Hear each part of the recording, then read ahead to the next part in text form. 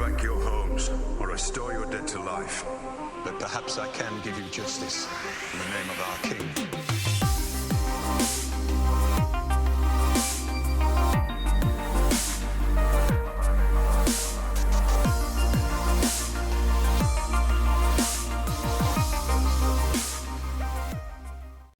The known world. We see the map on every opening intro to each episode of Game of Thrones.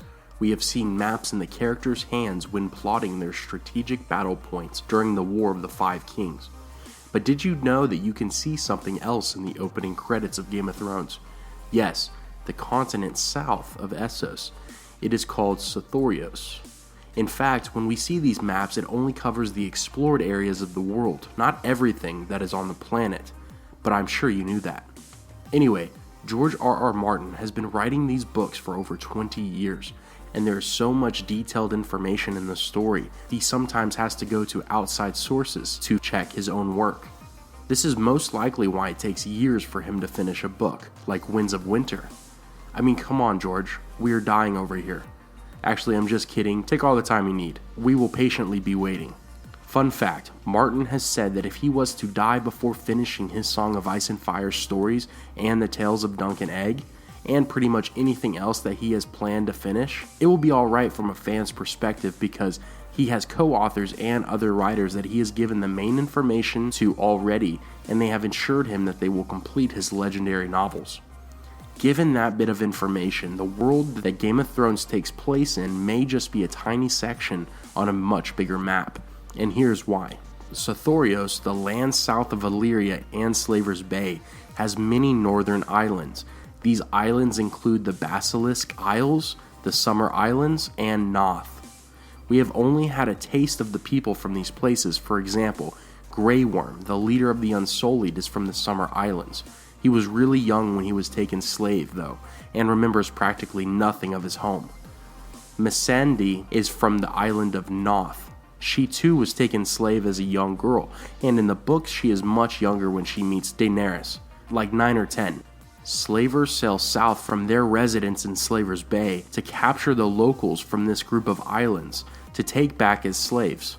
Now these islands aren't technically considered part of Sothoryos like some islands off of the coast of other continents, but south of the many islands lies a huge continent, most of which is unmapped and unexplored. It is said that Sothoryos is at least as big north to south as Essos is east to west. Before the Doom of Valyria, a dragon rider flew her beast from the Valyrian peninsula to Sothoryos and headed as far south as she could fly. After 3 years, she returned stating that at her furthest distance, she couldn't see an end to the unknown land. Sothoryos is said to be very lush in jungles and everglades containing tons of crocodiles. The ancient cities and civilizations that existed in ancient times are completely grown over and hidden from the world. Some of the islanders north of the coast have told slavers there is foul beasts lurking around in the jungles of the massive land. According to Maester Yandel's writings in the World of Ice and Fire book, the land south of the northernmost point mapped is called the Green Hell. Islanders say that there are creatures unknown to Westeros and Essos such as basilisks, tattooed lizards, vampire bats, winged creatures that resemble dragons that are called wyverns, and more. Apparently the people that call the continent home are very unique too, with mention of near-human species that are half lizard, blind cave dwellers, and cannibal tribes. Needless to say, this place needs to be explored and talked about more in the books. I really hope if George R.R. Martin is unable to write about it, at least one of his confidants can. I think Sothoryos could really be the location of another book series and possibly a TV show. Just imagine the things that happened in the history of that land, especially with all the ancient civilizations that have been hidden from the world. I'm really interested to find out if the tales of the crazy species existing in Sothoryos are true or if they are all manufactured to frighten the slavers from raiding the northern islands.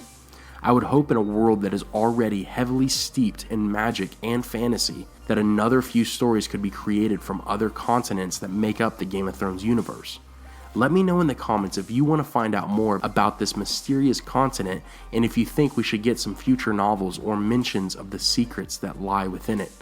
Thanks for watching, everyone. Please leave a like if you enjoyed the video. It really helps out the channel. Thanks again for all the support. Have a great day, and I will see you tomorrow.